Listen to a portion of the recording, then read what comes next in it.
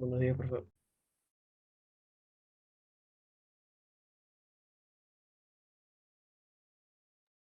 Buenos días, chicos, ¿cómo están?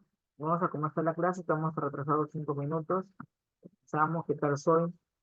Vamos con el tema 7, lo que es religiosidad durante el virreinato. ¿Ya? Como parte de la conquista del territorio andino, los españoles tenían la importante labor de evangelizar a los indígenas. Esta tarea no resulta nada fácil porque en el mundo andino ya existía todo un complejo sistema de creencias, comprobando una fuerte resistencia a la nueva religión.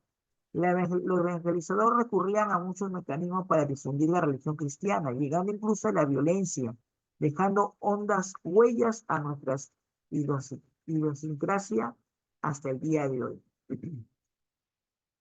Regio Patronato. La Regio Patronato fue una institución religiosa católica que erigió las relaciones entre la corona española y la iglesia en América, permitiendo que en los virreinatos de la iglesia estuvieran dirigidas por los reyes de España. Los sumos pontífices otorgaron a los reyes de España una serie de facultades conocidas como el nombre oficial de Real Patronato. Esto permitió que la corona española dirigiera la iglesia en América sin mucha interferencia de la Santa Sede. Las principales facultades fueron el derecho de enviar misioneros a América, el derecho para percibir diezmo, el derecho de elegir las autoridades eclesiásticas como los obispos. Como el regio patronato, los reyes españoles se convirtieron en los patrones de la iglesia en América, incluso tenían autonomía en los asuntos eclesiásticos que establecía la Pace Regio, que era una disposición por la cual ningún documento pontificio podía ser promulgado en América si no era aprobado por el Consejo de las Indias y el Rey. El diezmo. Para el sustento de la iglesia se contaba con las donaciones de los feligreses y el patrimonio personal de cada religión. Al ingresar a esta orden religiosa, la corona española también determinó el impuesto por la iglesia como el diezmo del 10% de la población agrícola y la primicia, la primera cría del ganado o cosecha del entregado. Organización territorial. Para poder hacer más eficaz la evangelización de los indígenas, el territorio también debía organizarse instalándose los arzobispos, obispados, parroquias, doctrinas y misiones. Las parroquias se ubicaban en las ciudades donde residían los españoles. Cada parroquia estuvo dirigida por un párroco. Las doctrinas se instalaron en las zonas rurales donde se ubicaban las reducciones de individuos. Las doctrinaciones tenían las obligaciones de evangelizar y para cumplir su función era un requisito de hablar en su lengua materna, como el quechua o aymara. Las doctrinas que se encontraban en la selva fueron llamadas misiones. Los sacerdotes encargados de las parroquias y doctrinas eran elegidos por los virreyes del turno. El virrey asumía también el nombre de vicepatrono de la iglesia, representación del rey. Tanto en las parroquias como en las doctrinas se registraban los bautismos, nacimientos y defunciones que luego servían para el censo de la población. Por encima de las doctrinas en las parroquias estaban los obispos, que eran las instancias máximas establecidas, ubicándose en las grandes ciudades. Los obispos eran elegidos por rey a quien el concepto de Indias presentaba un tema de candidatos. El primer obispo del virreinato fue Hernando de Luque, quien nunca llegó al territorio americano. El fray Vicente de Valverde fue nombrado obispo de Cusco.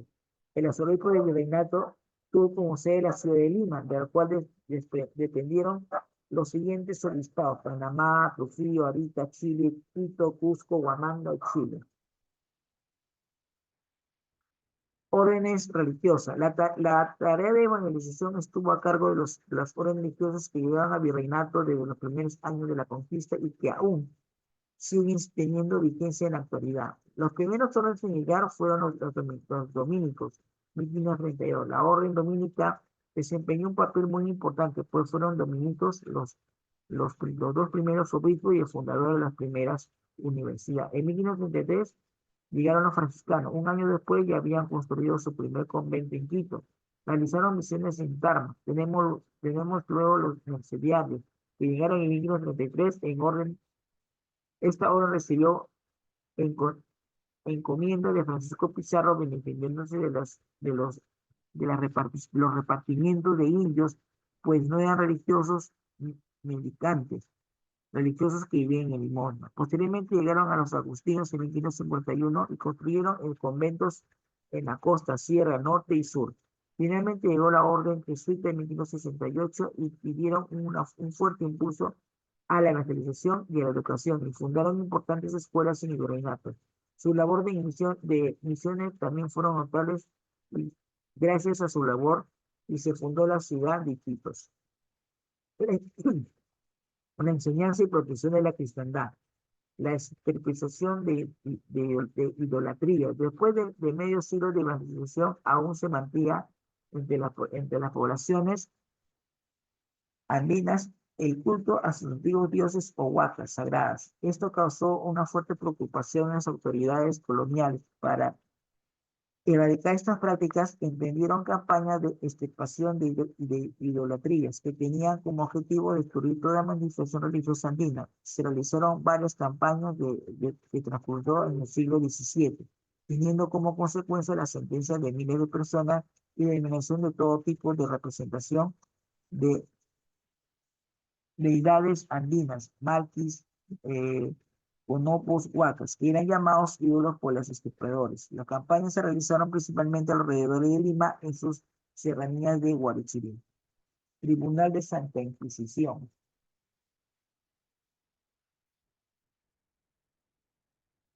Tribunal de Santa Inquisición. También es llamado Tribunal de Santo Oficio y fue establecido en el virreinato de 1570.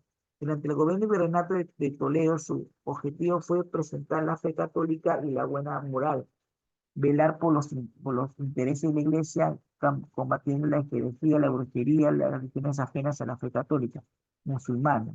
Los indígenas estaban fuera de su jurisdicción. Durante sus, durante sus investigaciones se explica la tortura como mecanismo de purificación de alma para obtener la confesión del inculpado. Una vez declarado culpable, el tribunal sentenciaba el castigo que debía padecer sentenciado. La sentencia recibe el nombre de auto de fe, sentencia que es ejecutada por el poder secular en la Plaza de Armas de Lima, en presencia de autoridades virreinales, y las penas iban desde azotes hasta ser quemados vivos en las hogueras inquisitoriales.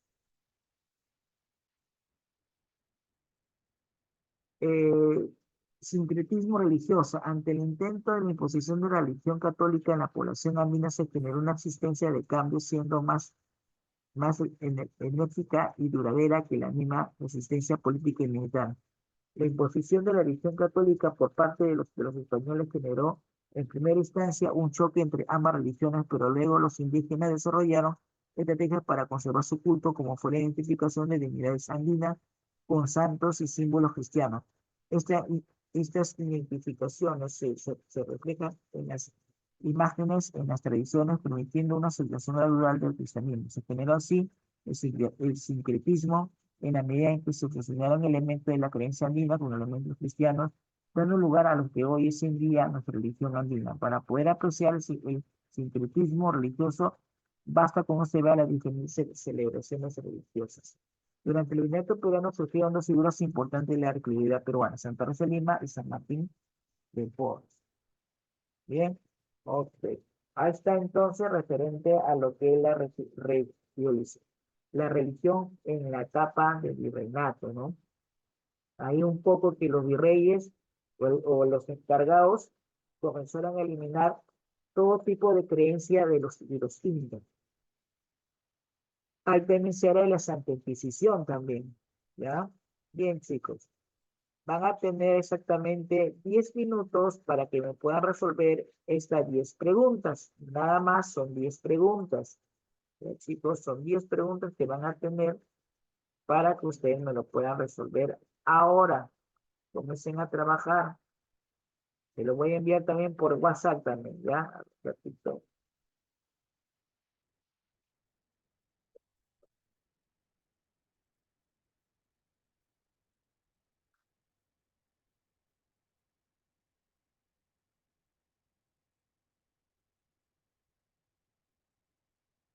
Ok, ahí te lo he enviado también en WhatsApp. Comiencen a trabajar.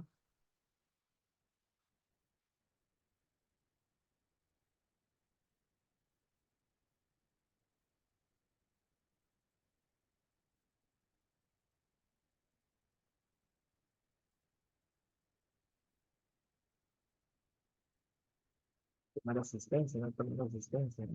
Sí, grande.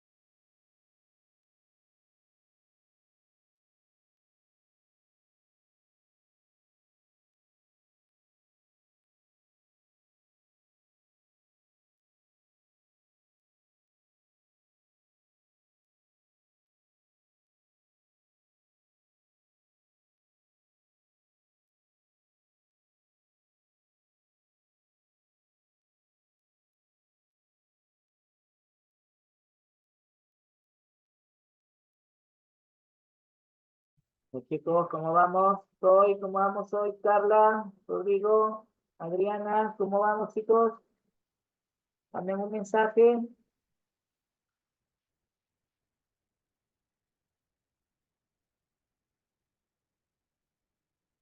El compañero ya me entregó ya su trabajo. 5 minutos.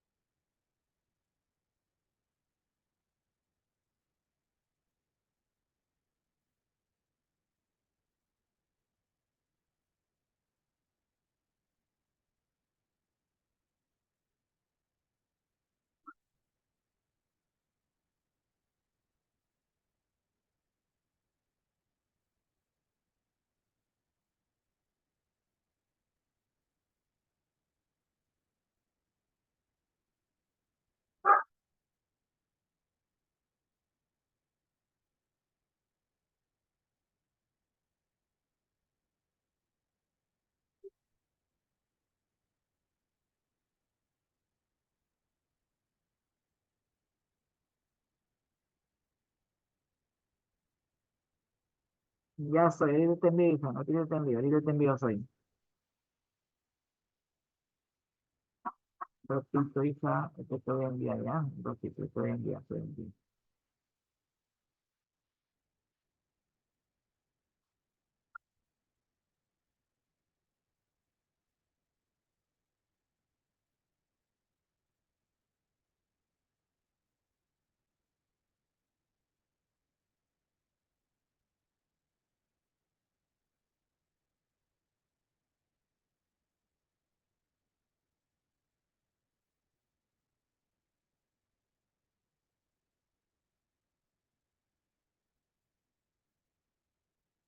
Listo, confírmame si te llegó, soy el documento.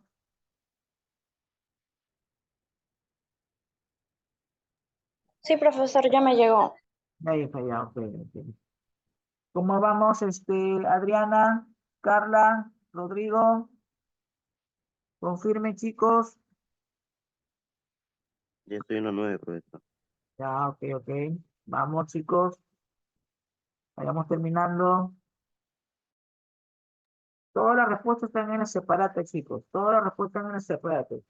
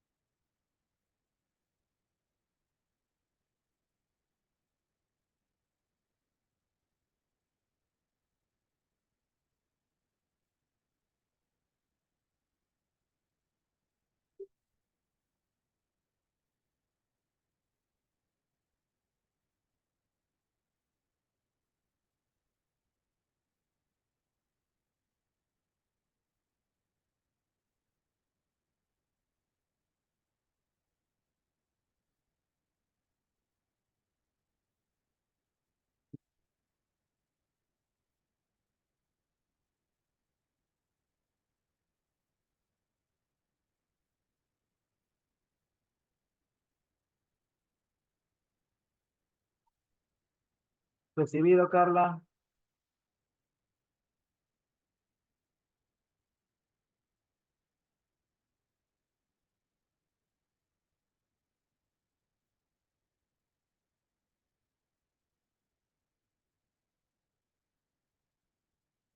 A ver cómo vamos los demás chicos, por favor.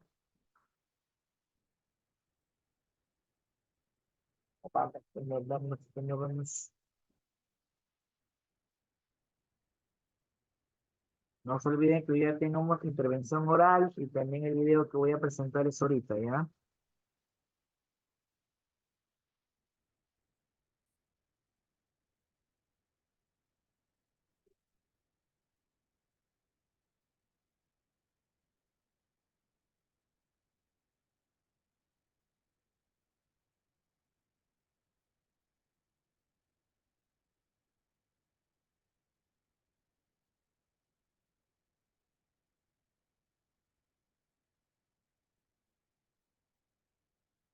Ok, Rodrigo, recibido.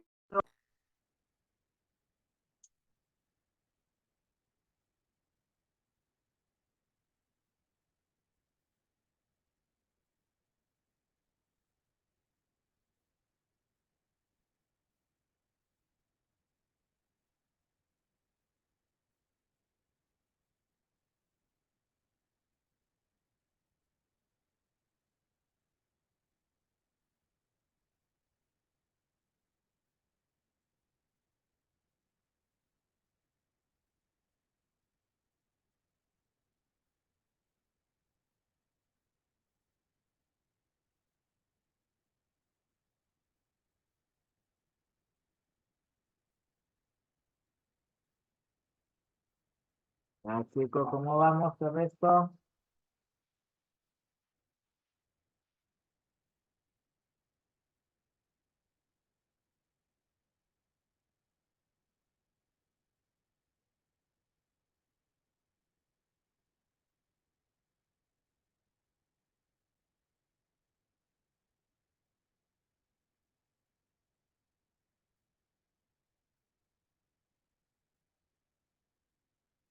Ah, ¿cómo vamos chicos? ¿Cómo vamos? Ah, Adriana, ¿cómo vamos Adriana? Soy.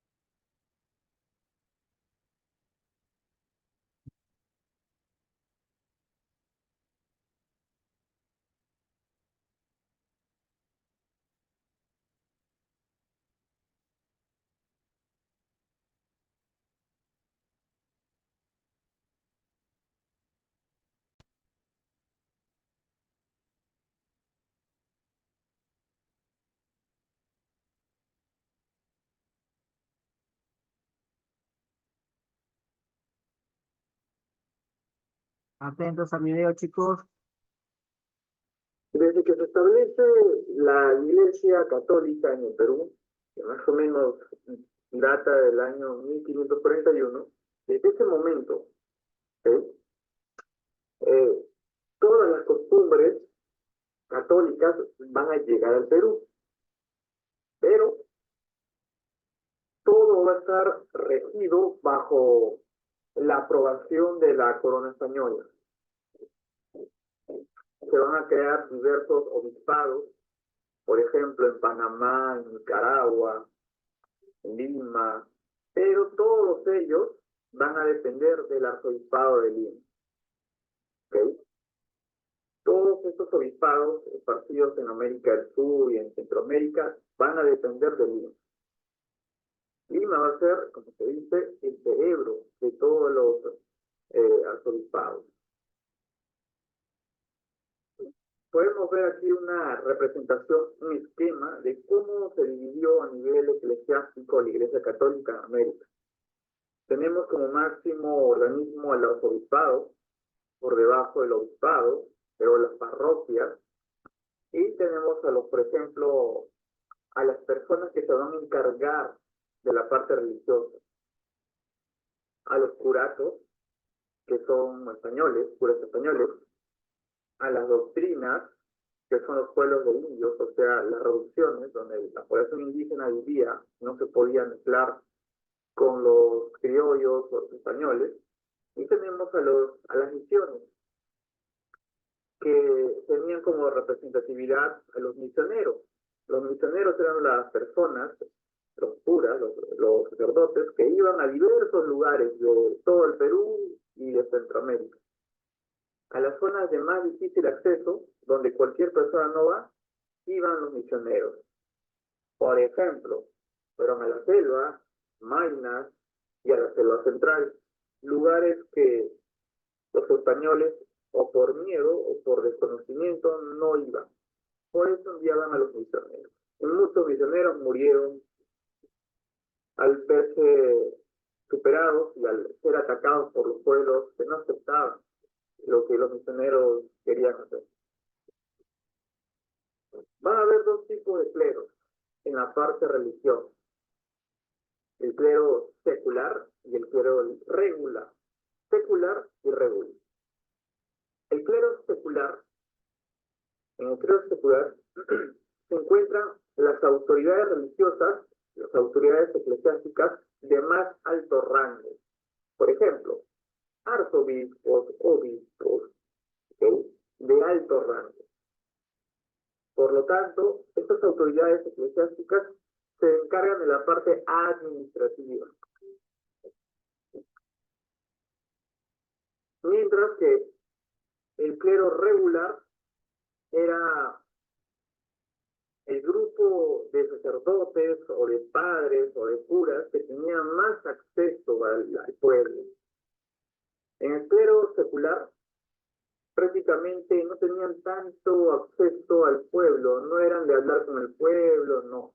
Ellos se encargaban de la parte administrativa, mientras que el clero regular sí tenía contacto directo con el pueblo. Ellos hablaban con la población, hablaban de Dios, hablaban de las costumbres católicas, lo que debería ser el pueblo y lo que no debería ser, todo eso. Dentro del clero regular abarcan las órdenes religiosas que vamos a ver más adelante. Por ejemplo, están los dominicos, franciscanos, etc. Que vamos a ver dentro de un momento. Así que hay una gran diferencia. El secular, parte administrativa, son personas eclesiásticas que tienen un alto rango. Mientras que el clero regular son personas, sacerdotes, curas, que tienen mayor cercanía con el pueblo. Las órdenes religiosas, que son parte del clero regular. Tenemos a los dominicos, ¿ok? No olvidemos que el que fundó San Marcos fue un dominico. San Marcos es la universidad más antigua de toda América, y la primera también. Los dominicos van a llegar en el año de 1532, son los primeros. Tenemos a otra orden religiosa, los franciscanos. La vestimenta clásica de un franciscano era la túnica marrón, ¿okay?, con un lazo en la cintura. Los franciscanos también llegaron en 1532. Pero a diferencia de los dominicos, los franciscanos tuvieron más seguidores. Había más franciscanos que dominicos. Y muchos de esos franciscanos decidieron hacer misiones en la parte más recóndita del Perú, por ejemplo en la selva. Otra orden son los agustinos. ¿Okay? Los agustinos van a llegar en 1551. Van a ser los cuartos en llegar. Luego tenemos a los mercedarios.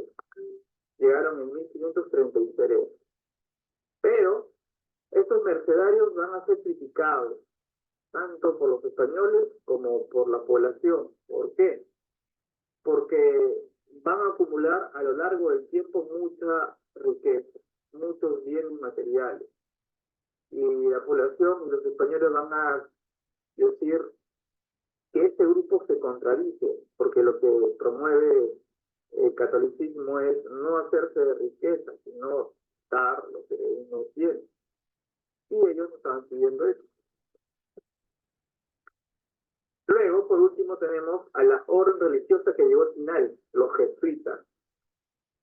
A diferencia de las demás órdenes religiosas, los jesuitas eran personas muy leídas. Los agustinos mercedarios también, pero los jesuitas se dedicaron netamente a la parte cultural. Los jesuitas enseñaban en los principales lugares en el virreinato. Enseñaban en colegios, en parroquias, también hicieron misiones a la Amazonía, a Puno, a diversas zonas, y también llegaron hasta Paraguay.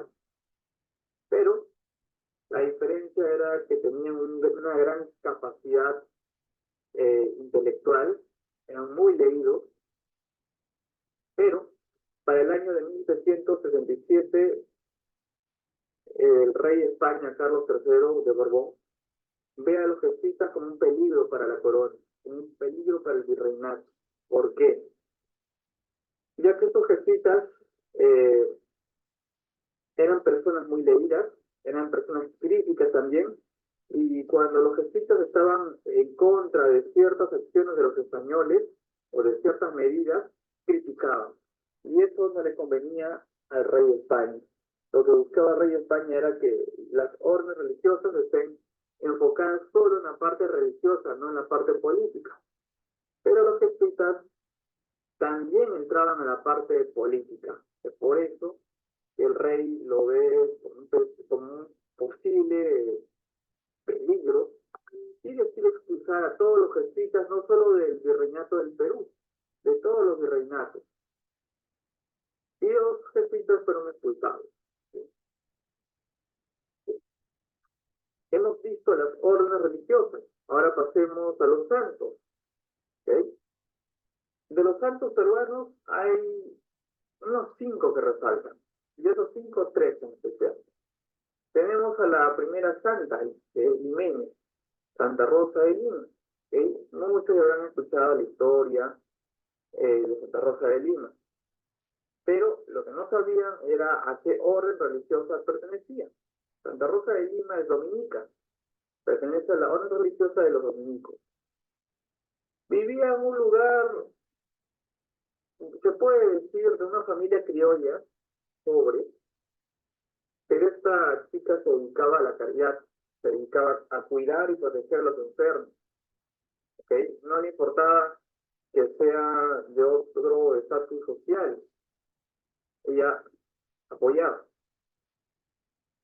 Por los diversos milagros que va a ser, Santa Rosa va a ser canonizada. ¿Okay? Y luego va a ser, primero va a ser beatificada y luego va a ser canonizada. Y luego va a adquirir el rango de santa. ¿Okay? No solo santa del virreinato del Perú o del Perú, no santa de toda América y las Filipinas. Luego tenemos el caso de otro santo que también es conocido, también es dominico, San Martín de Porres. ¿Okay? En este caso, este personaje pertenecía a los mulatos, era hijo de español con una esclava negra. También, San Martín de Porres se dedicó a cuidar a los enfermos, a los desvalidos. Se dice que San Martín de Porres realizó curaciones, o sea, hizo milagros. Y también se habla de la famosa imagen donde se ve a San Martín de Porres con un perro, un gato y un ratón, todos juntos, tranquilos. Cuando falleció, San Martín de Porres también fue canonizado, igual que Santa Rosa de Lima. Pero fue canonizado en el siglo XX, mientras que Santa Rosa de Lima fue canonizada en el siglo XVII. Otro santo es San Toribio de Mogrovejo, pero en este caso Toribio de Mogrovejo nació en España. llega al Perú y luego se convierte en sacerdote en el Perú. ¿Por qué también es considerado santo? Porque se preocupa mucho por la población indígena. Tanto así que aprendió el idioma de ellos. Llegó a ser arzobispo de Lima, pero va a ser canonizado cerca de un siglo después, un poco más de un siglo después. Otros santos peruanos también hay, por ejemplo, San Francisco Solano, San Juan Macías. Pero los que más resaltan y más se conocen son Santa Rosa de Lima, San Martín de Porres y Santo Toribio de Mogrovejo. Son personas, son católicos que realizaron actividades excepcionales que cualquier otro sacerdote o cura o arzobispo o obispo no lo hubiera hecho. Pero ellos resaltan por eso, por su labor de dedicación a las otras personas. Ahora, los sacerdotes, los curas, arzobispos, obispos, tenían que planificar cómo iban a hacer para que los indígenas que aún seguían creyendo se olvidaran de sus creencias. No fue fácil, fue un proceso que duró muchos años. Uno de ellos, que era la forma menos cruel, la forma, eh, se puede decir, más tranquila, era la catequesis. ¿Qué cosa es la catequesis? El sacerdote, el cura, se encargaba de hablar acerca de la palabra de Dios, acerca de Jesús. Pero antes de esto, primero les explicaba, les relataba el mensaje católico, luego los bautizaba y les impartía los sacramentos. Pero acá viene la parte, el pero. A pesar que los indígenas, a pesar que la población indígena era bautizada, se le impartía los sacramentos, había muchos de ellos que seguían creyendo en los dioses andinos, en Quilla, en Yapa, en Huiracocha, en el dios Inti, y no renunciaban completamente a sus dioses andinos. Cuando este grupo de personas que ya fue bautizada sigue creyendo en lo mismo, en los dioses andinos, pasan a otra fase. Mientras que los que sí. Bien, hacemos un alto porque ahorita se acaba el tiempo del Zoom. Ahorita les voy a enviar el otro link. A un ratito, chicos, por favor. Mientras tanto, mientras que van ustedes esperando el otro link para que puedan ingresar, les voy comunicando algo. De acá a un rato que entramos al otro Zoom, como ya les tomé el oral, les voy a explicar sobre el trabajo final que tiene el Ministerio de Historia, de Historia del Perú, trabajo final que tienen de Historia del Perú, ya que es el final, ya.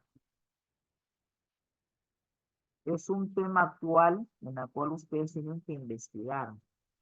Bien, yo les voy a indicar luego de qué tema es, de qué tema se trata, pero tienen que presentar más tardar el día 13 de diciembre, conjuntamente con las actividades del tema 5, tema 6 y tema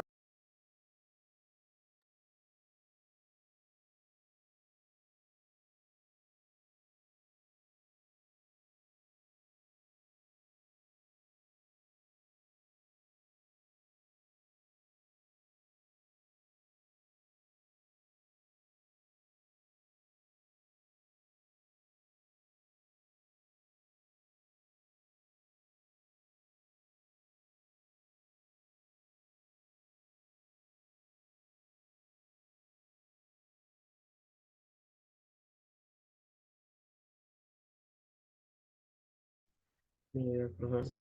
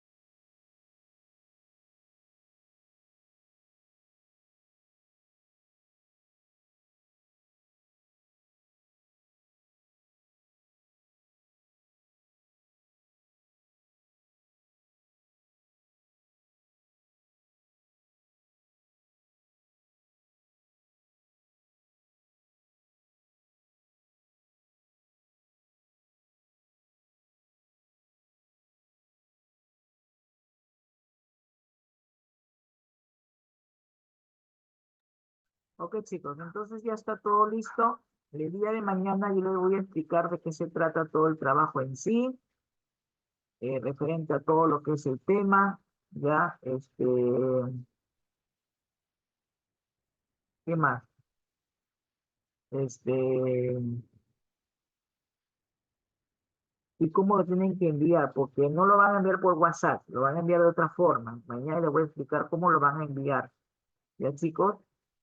Ya, ya les tomé el oral, ya me envió su ficha, ya está todo ya. Ya, entonces el día de mañana igualmente entren a la hora, ya, para igualmente hacemos el último tema de la semana, porque la otra semana es solamente repaso. Y la próxima semana, que es la tercera, sería ya en sí, los exámenes. Chicos, nos estamos viendo el día de mañana, cuídense, bendiciones, buen día.